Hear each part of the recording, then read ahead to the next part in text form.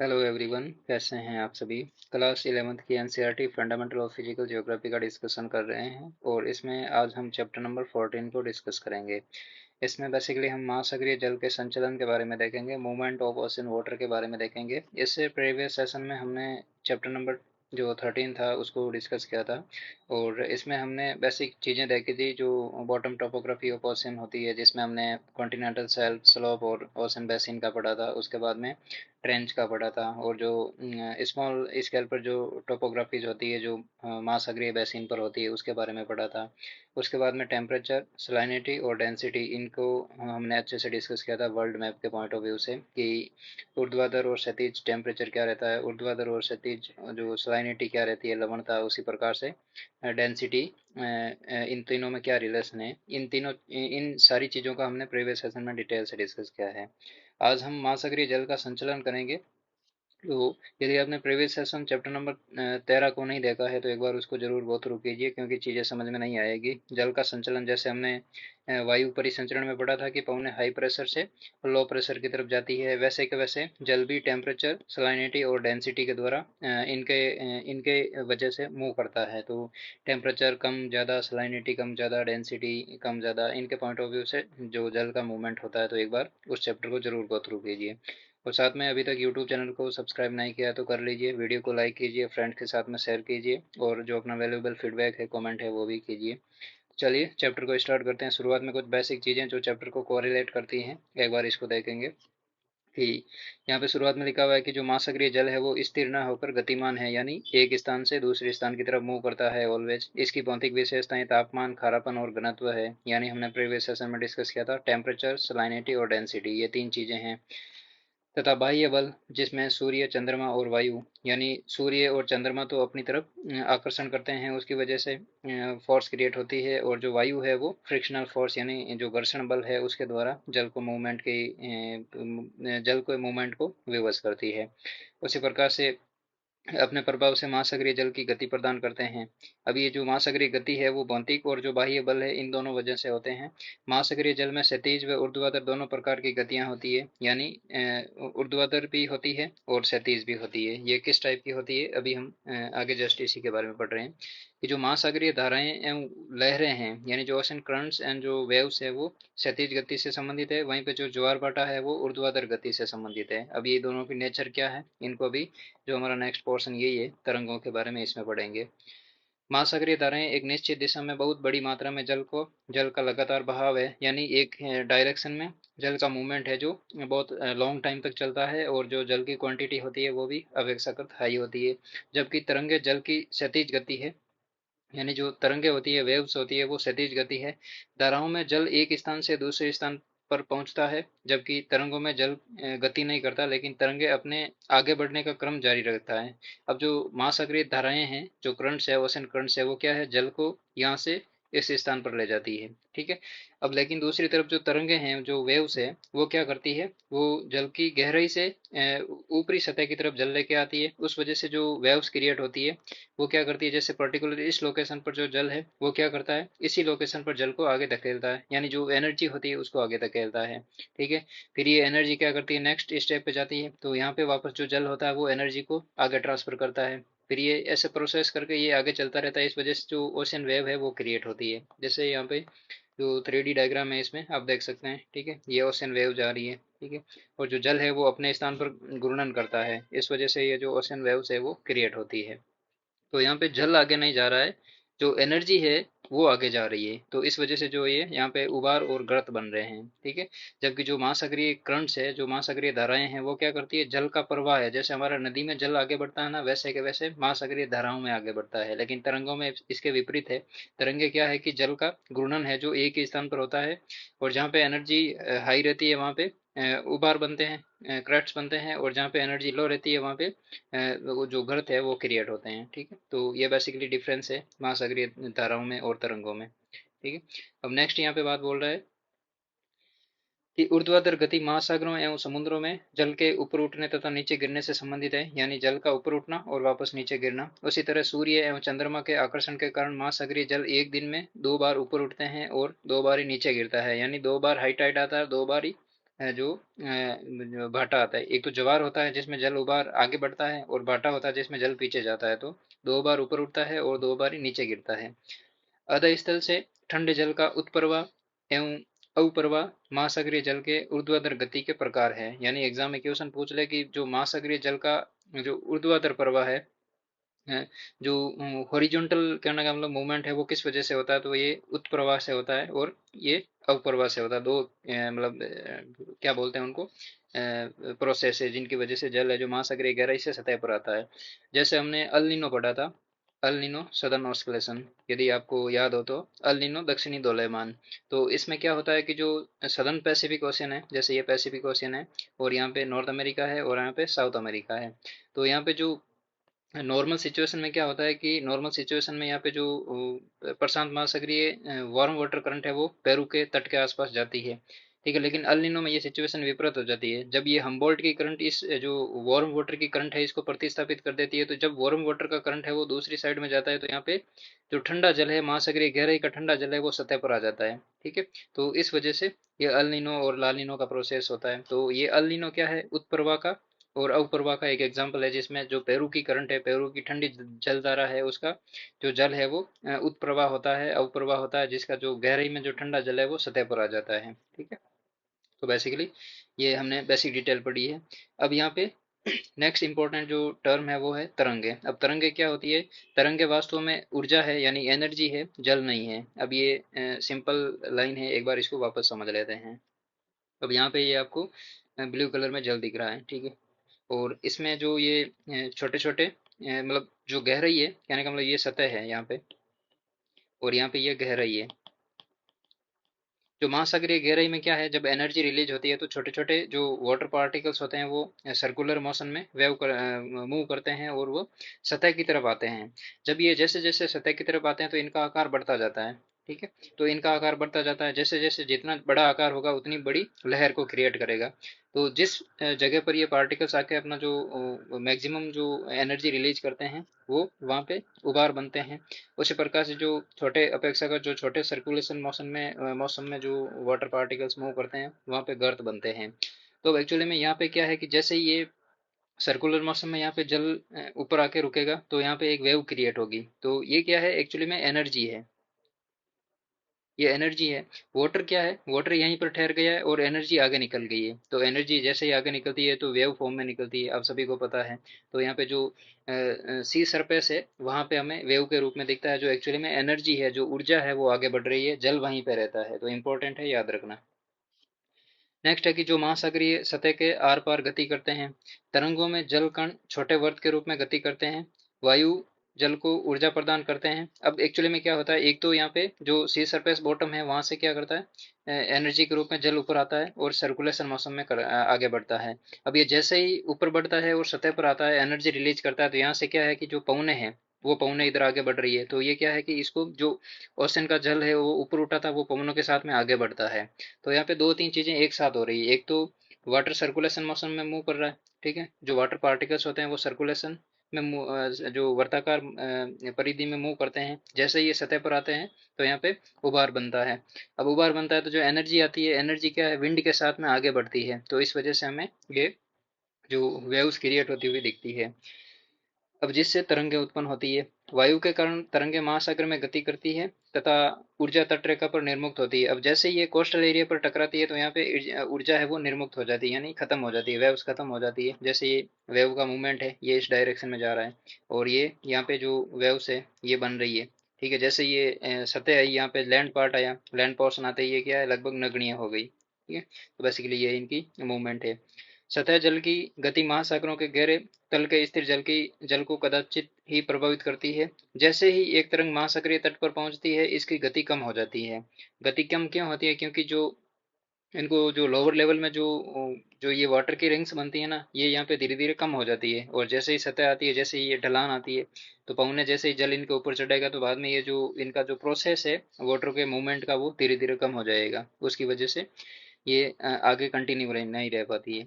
ऐसा गतियात्मक जल के माध्यम माध्यम के आपस में घर्षण के कारण होता है, तथा जब जल की गहराई तरंग के तरंग दैर्ध्य के आधे से कम होती है तब तरंग टूट जाती है और बड़ी तरंगे खुले महासागर में पाई जाती है। और जैसे जो सॉरी तो जो तरंगे होती है जैसे ही आगे की ओर बढ़ती है बड़ी होती जाती है। यानी ये जो जितनी गहराई होगी, कहने का मतलब महासागर में जितनी गहराई होगी उतनी तरंगे बड़ी होगी। अब चूंकि यहाँ पे जो लैंड पोर्शन है तो यहाँ पे तरंगे बनती है तो वो क्या है कि छोटे डिस्टेंस में कम हाइट पे जाके खत्म हो जाती है। वहीं पे ज्यादा गहराई है महासागरों की, वहाँ पे तरंगे ज्यादा गहरी बनती है। ठीक है, ये सिंपल बात याद रखनी।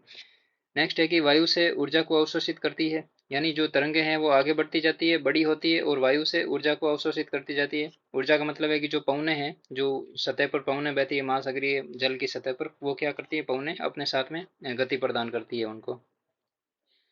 अधिकतर तरंगे वायु के जल की विपरीत दिशा में गति से उत्पन्न होती है। जब 2 नॉट या उससे कम वाली समीर शांत जल पर बहती है, यानी जो स्पीड है उसको नॉट में मापते हैं। ठीक है, तब छोटी छोटी उर्मिकाएं जो रिपल्स है वो बनती है तथा वायु की गति बढ़ने के साथ में इनका आकार भी बढ़ता जाता है। अब जितने गहरे महासागर में एनर्जी जो जनरेट होती है वो हाई रहती है। जो धीरे धीरे कोस्टल एरिया की तरफ बढ़ते हैं तो वहाँ पे धीरे धीरे एनर्जी खत्म हो जाती है, उसकी वजह से उर्मिकाएं छोटी हो जाती है। जब तक इनके टूटने से सफेद बुलबुले नहीं बन जाते, यानी हम कोस्टल एरिया में जो टूरिस्ट होते हैं वो जल के साथ में कहने का मतलब उछल कूद करते हैं तो उस समय जो सी वेव्स आती है, और जैसे ये सी वेव आती है तो वहाँ पे कोस्टल एरिया पे हमें जो व्हाइट कलर के जो बबल्स क्रिएट होते हैं वो दिखते हैं। तो वो एंडिंग फेज होता है इन उर्मिकाओं का और जो तरंगे हैं उनका। तट के पास पहुंचने, टूटने और सफेद बुलबुले में सिर्फ सर्प की भांति घुलने से पहले तरंगे 1000 किलोमीटर की यात्रा करती है। यानी जो हम सर्प बोलते हैं तो उसमें जो बबल्स क्रिएट होते हैं उसकी वजह से उस टाइप के जो बबल्स है वो हमें कोस्टल टोपोग्राफी पे दिखते हैं। ठीक है, लेकिन इससे पहले ये कई हजारों किलोमीटर की यात्रा तय करती है। एक तरंग का आकार एवं आकृति उसकी उत्पत्ति को दर्शाता है। यानी तरंग कितनी बड़ी है और कितनी कहने का मतलब इसकी एनर्जी की कैपेसिटी कितनी है, उसके आधार पर हम छोटी बड़ी मीडियम साइज में कैटेगरी करते हैं। युवा तरंगें अपेक्षाकृत ढाल वाली होती है तथा संभवतः स्थानीय वायु के कारण बनती है। कम एवं नियमित गति वाली तरंगों की उत्पत्ति दूरस्थ स्थानों पर होती है, संभवतः दूसरे गोलार्ध में होती है। यानी एक तो जो लो लेवल की तरंगें होती है जो बार बार कोस्टल एरिया से आके टकराती है, वो जो विंड्स का सर्कुलेशन है ओशन सरफेस पे उनके फ्रिक्शन फोर्स की वजह से क्रिएट होता है। वहीं पे जो जो मीडियम साइज की जो तरंगे क्रिएट होती है वो अपेक्षाकृत कहने का मतलब दूसरे गोलार्ध का मतलब है, जैसे यहाँ पे ईस्टर्न है और यहाँ पे, सॉरी एक मिनट मैंने उल्टा बना दिया। ठीक है, यहाँ पे वेस्टर्न है और यहाँ पे ईस्टर्न है, तो कहने का मतलब लागत ज़्यादा लॉन्ग डिस्टेंस तय करेगी कोई तरंग, वो इतनी भी ज़्यादा मतलब गहरी होगी, वो उतनी बड़ी होगी। उसी प्रकार से तरंग के उच्चतम बिंदु का पता वायु की तीव्रता द्वारा लगाया जा सकता है। यानी ये कितने समय तक प्रभावी है तथा उस क्षेत्र के ऊपर कितने समय से एक ही दिशा में प्रवाहमान है, यानी उसकी कंटिन्यूटी कितनी है। ठीक है, बेसिकली ये बात कर रहा है यहाँ पे। अब यहाँ पे ये एक डायग्राम दे रखा है, एक बार इसको वापस देख लेते हैं। हमने वैसे जो 3D डायग्राम है कलरफुल उसको देख ही लिया। अब जो द्रोणी का उभार है, यहाँ पे ये जो आपको रे दिख रही है जो, ठीक है, ये क्या है कि जल पार्टिकल है वो घूम रहे हैं। ठीक है, अब यहाँ पे जैसे ही जल पार्टिकल घूमते हैं तो तरंग आगे बढ़ जाती है। यहाँ पे ये दो लाइनें खींची हुई है सापेक्ष रूप से, इनका एक बार देख लेते हैं। तो ये पवन का जो सॉरी जो महासागरीय जो तरंगे हैं उनका मूवमेंट है। कहने का मतलब पहले तरंग जो यहाँ पे बह रही थी, बाद में क्या है, एनर्जी रिलीज होने के बाद में जो एक वापस करंट क्रिएट होती है वो वापस इस डायरेक्शन में आगे मूव करती है, तो ये धीरे धीरे ऐसे आगे बढ़ती जाती है। तो ये तरंगों की गति और उनकी जलीय अणु से संबंधित है। यहाँ पे शीर्ष पतन है और यहाँ पे ये गर्त है। ठीक है, तो इस वजह से ये मूव करती है। अब नेक्स्ट इंपॉर्टेंट यहाँ पे बात बोली है कि तरंगे गति करती है क्योंकि वायु जल को प्रभावित करती है, जबकि गुरुत्वाकर्षण बल तरंगों के शिखर को नीचे की ओर खींचता है। अब क्या होता है, सिचुएशन ये होती है कि जो वाटर पार्टिकल्स होते हैं वो क्या करते हैं, जल को ऊपर धकेलते हैं, और यहाँ से वायु चल रही है वो क्या कर रही है, यहाँ पे देखो वेव का मूवमेंट है, यानी वायु इस डायरेक्शन में चल रही है तो वायु क्या करती है, पवनों को आगे धकेलती है। अब तीसरा फोर्स लगता है ग्रेविटी। ग्रेविटी क्या करता है कि इन पवनों को वापस नीचे की तरफ खींचता है। तो आई होप ये सारी चीजें आपको क्लियर हो गई होगी, जैसे यहाँ पे दर्शाया गया है। ये आगे आके क्या करती है, वापस नीचे की तरफ गिरती है। तो यहाँ पे ये जो ग्रेविटी का फोर्स लग रहा है ना, इस वजह से ये वापस नीचे की तरफ मूव कर रही है। ठीक है, तो ये बेसिकली इनकी जो मूवमेंट की डायरेक्शन है। गिरता हुआ जल पहले वाले गर्त के ऊपर की ओर धकेलता है तथा एवं जो तरंग है वो नई स्थिति में गति करती है। तरंगों के जल की गति वर्ताकार होती है, यानी जो सर्कुलेशन वो जो मोशन में जो वाटर पार्टिकल्स है वो मूव करते हैं। यह इंगित करता है कि आती हुई तरंगों पर वस्तुओं का वहन आगे की ओर, आगे तथा ऊपर की ओर होता है, एवं लौटती हुई तरंग पर जो नीचे और पीछे की ओर होता है। अभी ये लाइन बिल्कुल ही समझ में नहीं आएगी, इसका मतलब ये है कि फॉर एग्जाम्पल यहाँ पे ये वेव्स है, सी वेव्स है, और इमेजिन कीजिए यहाँ पे कोई नाव चल रही है, बड़ी नाव है। अब जैसे ही ये नाव इस डायरेक्शन में चल रही है, फॉर एग्जाम्पल यहाँ पे मान लेते हैं ये नाव है यहाँ पे, ठीक है। अब ये नाव इस डायरेक्शन में चल रही है, जैसे ये पवन से टकराएगी तो नाव क्या है, ऊपर से आगे से थोड़ी ऊंची होगी ऐसे, ठीक है। और जैसे ही नाव के नीचे से तरंग निकल जाएगी तो जो ये वाला पोर्शन है ना नाव का, ठीक है, जैसे फॉर एग्जाम्पल अभी नाव यहाँ पे थी और बाद में ये नाव, एक मिनट, यहाँ पे आ जाएगी, तो इसके पीछे वाला पोर्शन ऊपर हो जाएगा और आगे वाला पोर्शन नीचे हो जाएगा। तो नाव नाव जब वेव से टकराती है तो आगे से ऊपर उठ जाती है, और जैसे ही वेव उसके नीचे से निकलती है तो पीछे वाला पोर्शन है वो ऊपर हो जाता है। तो हम जो हॉलीवुड की मूवीज वगैरह देख रहे हैं जो ओशन से संबंधित होती है, तो उसमें जो जहाज होते हैं वो एक बार ऊपर उठते हैं, दूसरी बार नीचे गिरते हैं, तो ये प्रोसेस इनकी वेव्स की वजह से होता है, ठीक है। अब नेक्स्ट यहाँ पे तरंगों की विशेषताएं हैं, जो वेव्स होती हैं उनकी विशेषताएं क्या है, बेसिकली इनकी जो फ्रीक्वेंसी क्या होती है, उबार और गर्द क्या होते हैं, उसकी हाइट क्या होती है, एम्पलीट्यूड क्या होता है, पीरियड क्या होता है, ये सारी चीज़ें हम देखेंगे। तो तरंग के शिखर और गर्द क्या होते हैं, यानी जो वेव का क्रेस्ट और थ्रोट है वो क्या होते हैं। एक तरंग के उच्चतम एवं निम्नतम बिंदुओं को क्रम से शिखर एवं गर्द कहते हैं। जैसे फॉर एग्जाम्पल यहाँ पे देखिए, यहाँ पे ये जो ब्लू कलर में है ये उच्चतम है, और जो रेड कलर में है वो निम्नतम है, तो इनको बेसिकली हम उबार और शिखर और गर्त कहते हैं। दूसरा है वेव की हाइट। ये एक तरंग के गर्त के अधः स्थल से शिखर के ऊपरी भाग तक का जो ऊर्ध्वाधर दूरी है, जो वर्टिकल डिस्टेंस है उसकी बात कर रहा है। जैसे फॉर एग्जांपल यहाँ पे, एक मिनट, यहाँ पे वेव हाइट की बात कर रहा है, ठीक है। तो वेव हाइट का मतलब है, इस डायग्राम में देख लेते हैं। जो ये वाला पोर्शन है, जो एम्पलीट्यूड है ना, एम्पलीट्यूड का जो हाइट है, कहने का मतलब एक वेव है उसका जो एम्पलीट्यूड का पोर्शन है ना उसको वेव हाइट बोलते हैं, इसकी ऊंचाई इतनी है। यदि गहराई की बात करते हैं तो गहराई इसके विपरीत होती है, बेसिकली ऊंचाई और गहराई दोनों की समान ही होती है वेव्स की, ठीक है। मतलब उबार और गर्त की गहराई समान होती है। तरंग आयाम एम्पलीट्यूड क्या होता है, ये तरंग की ऊंचाई का आधा होता है, ठीक है। एक मिनट सॉरी। अब जो वेव की हाइट है वो कितनी है, एक बार वापस देखते हैं। मैंने यहाँ पे दोनों को सिमिलर बता दिया। जो रेड वाला पोर्शन, एक तो ये लाइन है और दूसरा ये लाइन है, तो इनके बीच में ये जो डिस्टेंस है ना इसको वेव हाइट बोलते हैं, ठीक है, तरंग की ऊंचाई बोलते हैं। एम्पलीट्यूड क्या है, वेव हाइट का आधा है, ठीक है, याद रखना एम्पलीट्यूड वेव हाइट का आधा है, ठीक है। तो ये दोनों एक दूसरे से मिलते जुलते हैं। अब तीसरा जो पॉइंट है वो तरंग काल है, यानी वेव पीरियड क्या होता है। तरंग काल एक निश्चित बिंदु से गुजरने वाले दो लगातार तरंग शिखरों या गर्तों के बीच का जो समय अंतराल है उसको वेवलेंथ बोलते हैं। जैसे वेवलेंथ यहाँ पे है, यानी एक बार यहाँ पे गर्त बना और दूसरा यहाँ पे उबार बना, तो जो गर्त बनने से शुरू से लेके जो उबार के वापस एंडिंग का पॉइंट है उसको वेवलेंथ बोलते हैं, ठीक है। उसी प्रकार से नेक्स्ट है हमारा तरंग दैर्ध्य। यहाँ पे वेव पीरियड की बात कर रहे थे। एक मिनट, एक तरंग काल एक निश्चित बिंदु से गुजरने वाले दो लगातार तरंग शिखरों या गर्तों के बीच का समय अंतराल है। एक मिनट सॉरी, जो वेव पीरियड है वो क्या है, एक बार वापस देखते हैं, ठीक है। अब वो कंफ्यूज कर रहा हूँ, सॉरी, ठीक है।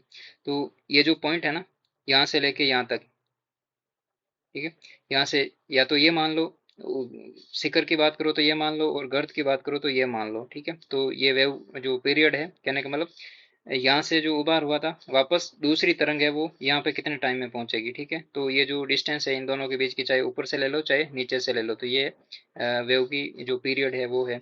उसी प्रकार से तरंग दैर्ध्य, वेवलेंथ क्या है, ये दो लगातार शिखरों या गर्तों के बीच का क्षैतिज दूरी है, यानी जो हॉरिजॉन्टल जो डिस्टेंस है दो उबार और गर्त के बीच का, यहाँ से लेके यहाँ तक का, जो मैंने पहले बात बोली थी ना, कोई वेव है वो शुरू होती है, एक गर्त बनाती है, एक वापस उबार बनाती है, और वापस किसी उस लोकेशन पे आ जाती है जहाँ से वो शुरू हुई थी, तो इसके बीच का जो डिस्टेंस है उसको वेवलेंथ बोलते हैं। अब यहाँ पे नेक्स्ट बात बोलिए, तरंग स्पीड। जल के माध्यम से तरंग के गति करने की दर को तरंग गति कहते हैं। ये नॉट में मापी जाती है, यानी जो वेव की स्पीड होती है, वेव स्पीड, वो नॉट में मापी जाती है। याद रखना इंपॉर्टेंट है, एग्जाम में क्वेश्चन पूछ सकते हैं, नॉट में मापी जाती है। नेक्स्ट है तरंग आवृत्ति यानी फ्रीक्वेंसी। यह एक सेकंड के समय अंतराल में दिए गए बिंदु से गुजरने वाले तरंगों की संख्या है, यानी एक सेकंड में किसी भी कोई भी फॉर एग्जांपल पर्टिकुलर ये लोकेशन है, यहाँ पे ये लोकेशन मान लेते हैं, तो इस लोकेशन पर ये जो उबार और गर्त के बाद में जो ये 1 सेकंड में यहाँ पे कितने उबार और गर्त की जो फ्रीक्वेंसी है वो बनी है, ठीक है। तो कहने का मतलब जो तरंग की स्पीड है वो इसमें मापी जाती है। तो जैसे फॉर एग्जांपल यहाँ पे हम दो जो वेव्स है वो बनाते हैं, जैसे एक तो ये हो गई और दूसरी ये हो गई।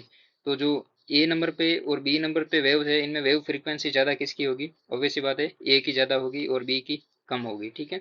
तो जो इनकमिंग सोलर रेडिएशन है उनकी वेव फ्रीक्वेंसी ज़्यादा होती है, ठीक है। तो ये इनकमिंग सोलर रेडिएशन को प्रतीत करता है।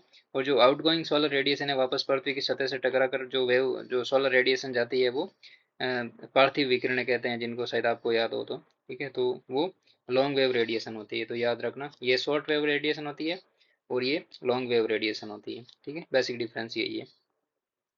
तो ये सारी जो टर्मिनोलॉजी है इंपॉर्टेंट है, याद रखना एग्जाम के पॉइंट ऑफ व्यू से।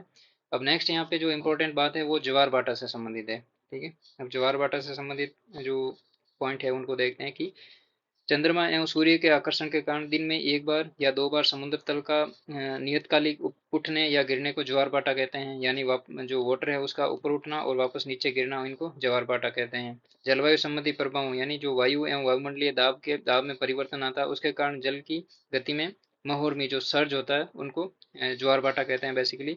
महोर्मी ज्वार भाटाओं की तरह नियमित नहीं होते हैं। ज्वार भाटाओं का स्थानिक एवं कालिक रूप से अध्ययन बहुत ही जटिल है, क्योंकि इनके आवृत्ति यानी फ्रीक्वेंसी, इनका जो परिमाण है, इनकी ऊंचाई है, बहुत अधिक भिन्नता होती है, ठीक है। अब एक हमने पढ़ा सी सर्ज महोर्मी। अब महोर्मी क्या होता है? जैसे हमने कोई साइक्लोन पढ़ा था, साइक्लोन के साथ में जो कोस्टल एरिया होता है वहां पे जो तरंगे आके टकराती है ना, जो अपेक्षाकृत अनियमित रूप से आके टकराती है, उनको महोर्मी बोलते हैं।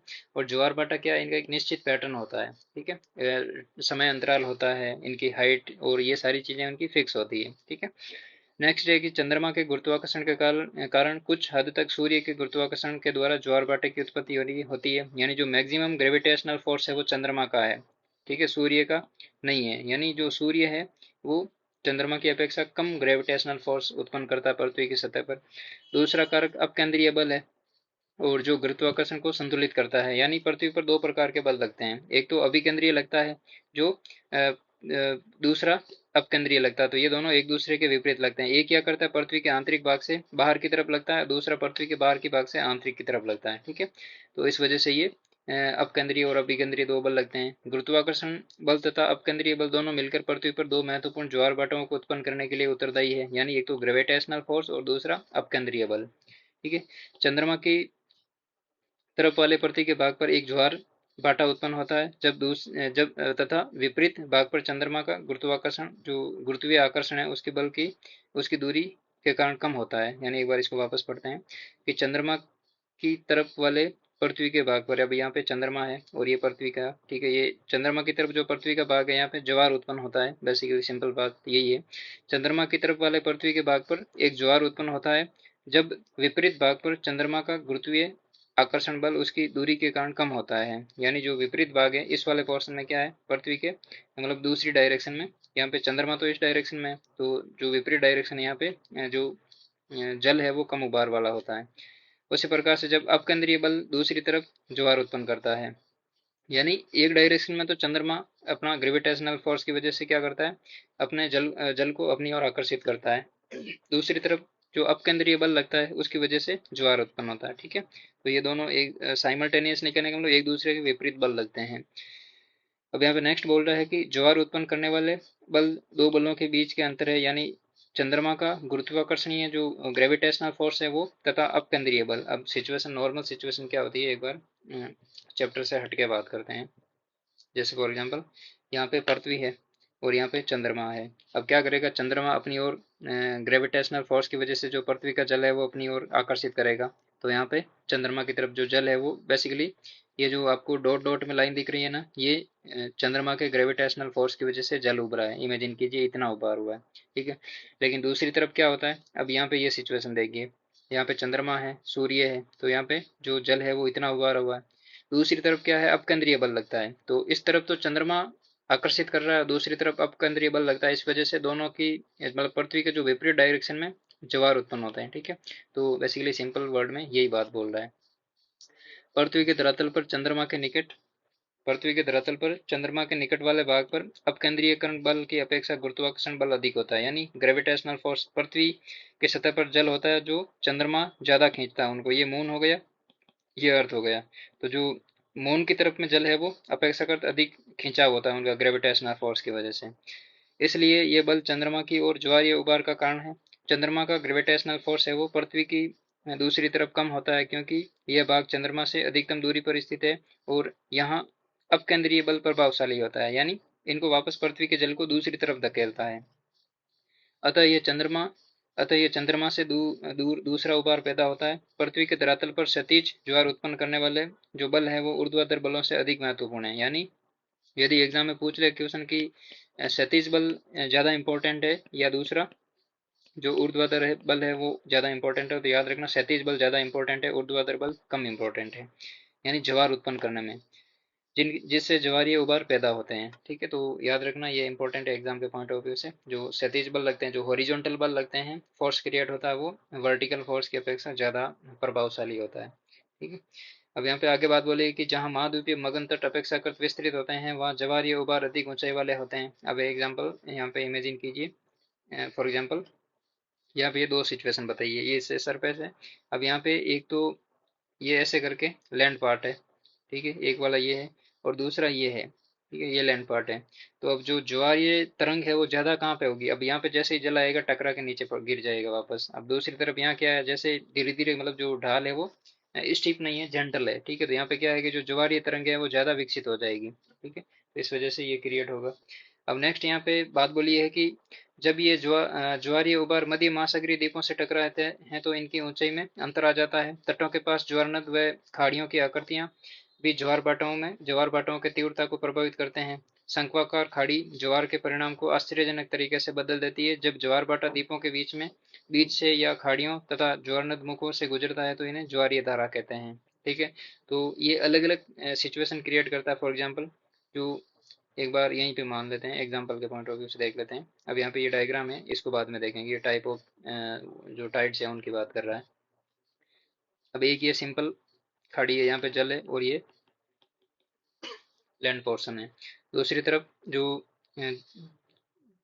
टोपोग्राफी है वो इस टाइप की है। ठीक है, तो ये इस टाइप की है, यहाँ पे जो लैंड पोर्शन है और यहाँ पे ये जल है। ठीक है, तो अब ज्यादा जो ज्वार पैदा कहाँ पे होगा, यहाँ पे तो कहने का मतलब जो सिंपल है, कहने का मतलब ज्यादा, कहने का मतलब डिस्टेंस दायरा यहाँ पे ज्यादा है जल का। अब यहाँ पे क्या है कि धीरे धीरे जो डिस्टेंस है दो कोस्ट के बीच में वो कम होती जाती है, तो इस वजह से यहाँ पे जो ज्वार है वो ज्यादा उत्पन्न होगा। ठीक है, जैसे फॉर एग्जाम्पल यहाँ पे एग्जाम्पल दे रखा है कन्नाडा में जो फडी की खाड़ी है वहाँ पे ज्वार जो बाटा का उद्भव है वो किस टाइप से होता है। तो ये जो फडी की खाड़ी है वो इंपॉर्टेंट है एग्जाम में, first grade assistant professor net JRF lab assistant सबके लिए इंपॉर्टेंट है।